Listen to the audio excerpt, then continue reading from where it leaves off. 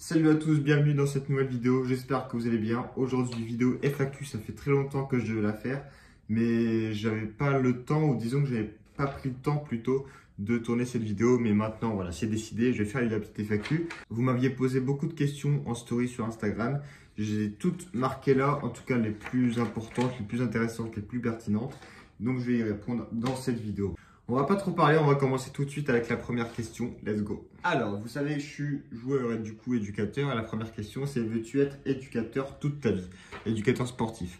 Moi, en fait, j'aimerais bien, je sais pas encore ce que je vais faire l'année prochaine. Pour l'instant, je suis éducateur. J'espère l'être encore dans 1, 2, 3, 4, 5 ans. Moi, c'est ce que j'aimerais faire toute ma vie.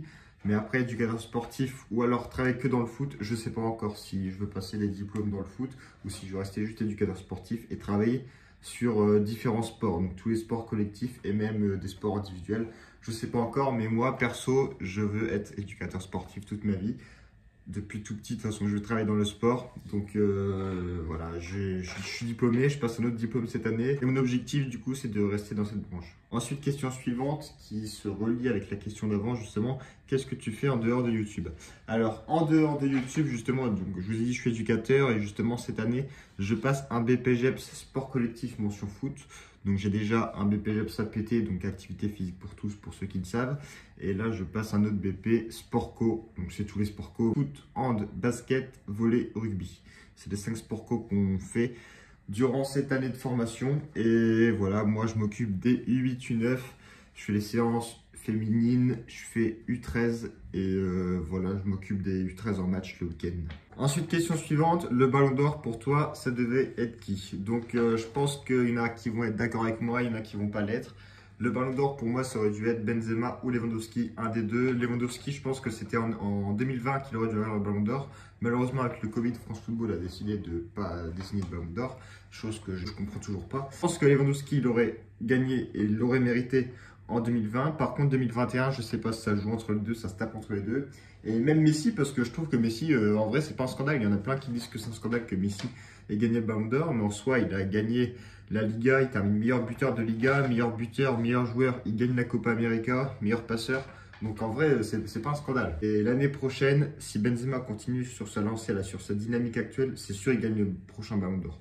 Donc j'espère que Benzema le remportera. Ce serait mérité pour son ensemble de sa carrière, pour tous les trophées et pour le joueur parce que c'est un super joueur. Ton meilleur souvenir en tant que joueur, en jeune et en senior? Alors, ça j'avais déjà répondu, je ne sais plus si c'était dans une FAQ ou pas, mais mon meilleur souvenir en tant que joueur en équipe jeune, c'était mon match contre le Stade Rennais en U17. Et mon meilleur souvenir en tant que joueur senior, je dirais mon premier but contre Granville lors de mon premier match en R1 avec Tour-la-Ville. Donc premier match, je marque contre Granville et c'est un beau souvenir. Celui contre la Mosse aussi, la semaine d'après qui était pas mal, un des deux. Mais je pense que le but contre Granville, c'est un de mes meilleurs souvenirs en senior pour le moment. Je suis pas vieux, donc je pense qu'il y en aura d'autres. Ma paire préférée, paire de crampons, j'en ai plein, j'en ai énormément. Et entre celles que j'achète, celles qu'on m'offre, voilà, j'ai plein de chaussures, que ce soit Nike, Adidas, Puma. Je préfère les Future Z de Puma, clairement. Je dis pas ça parce que c'est Puma qui me les a envoyés, mais je trouve que les Future Z bleus de Puma sont vraiment incroyables. J'ai aussi les jaunes, mais je préfère un peu les bleus. Sinon, j'aime bien les X de chez Adidas, donc ça se tape entre les deux, mais je joue plus avec les Future Z. Ensuite, question suivante, c'est pas sur moi, c'est sur Dembélé et j'aimerais avoir aussi votre avis en commentaire à tous ceux qui regardent cette vidéo.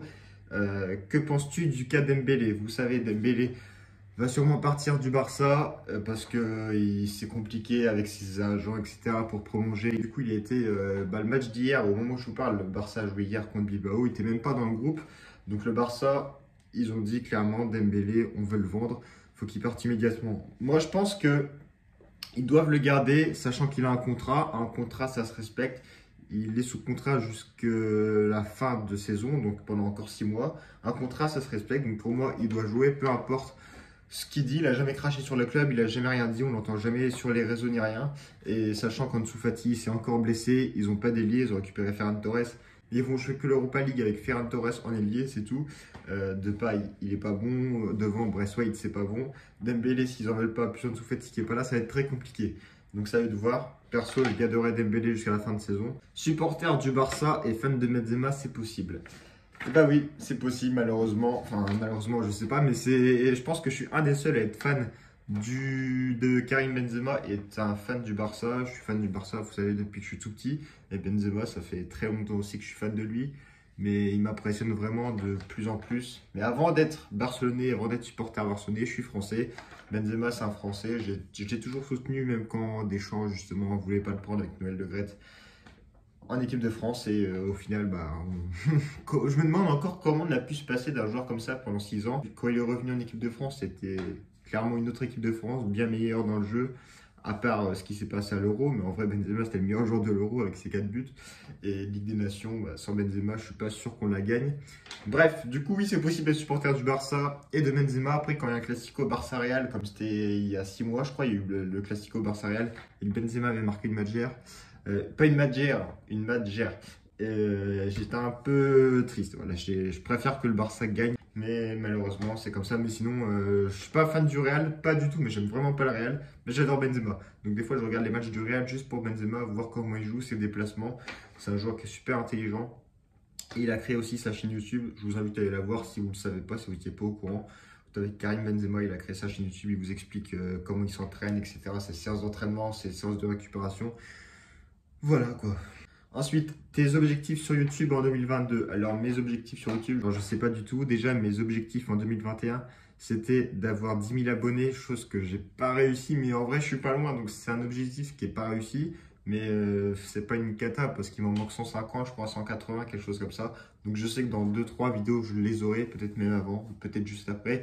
Mais voilà, en gros, en 1 an et 2 mois, j'aurai eu mes 10 000 abonnés. Chose que je voulais avoir en 1 an, il m'aura fallu 2 mois de plus. Donc pour 2022, je sais pas, je vais essayer de continuer à faire du contenu comme ça, même améliorer mon contenu. Trouver également des autres idées de vidéos que j'ai déjà en tête. Après, les mettre en place, c'est un peu plus compliqué, c'est autre chose. Mais voilà, continuer à faire du contenu sur YouTube, sur Instagram, sur TikTok, sur les réseaux. Et je sais pas, je vais pas me donner un nombre d'abonnés que je veux, mais si je peux arriver aux 15 000, 16 000, 17 000, je sais pas du tout, mais l'objectif, c'est de continuer sur YouTube. En tout cas, je vais pas arrêter. Enfin, dernière question, celle-là, on me l'a posée aussi pas mal de fois. On m'a demandé si j'étais payé en R2. Est-ce qu'il y a des clubs qui payent des joueurs, etc. Comment ça se passe? Est-ce qu'il y a des contrats? Alors non, en R2, c'est très rare que les joueurs soient payés. Ça arrive, il y a un club en Normandie où c'est le cas parce qu'ils ont pas mal d'argent dans ce club et l'objectif c'est clairement pas de rester en R2, ça va taper de la R1 très rapidement, voire de la N3. Donc oui, dans certains clubs ça arrive mais c'est très rare, tu commences à être payé en vrai à partir que de N3 où tu as des contrats fédéraux et encore même en National 2, des fois tu as des joueurs qui sont clairement pas payés par le club, ils ont un taf à côté, après ils ont les primes de match etc. Donc en vrai ça va, ils gagnent leur vie.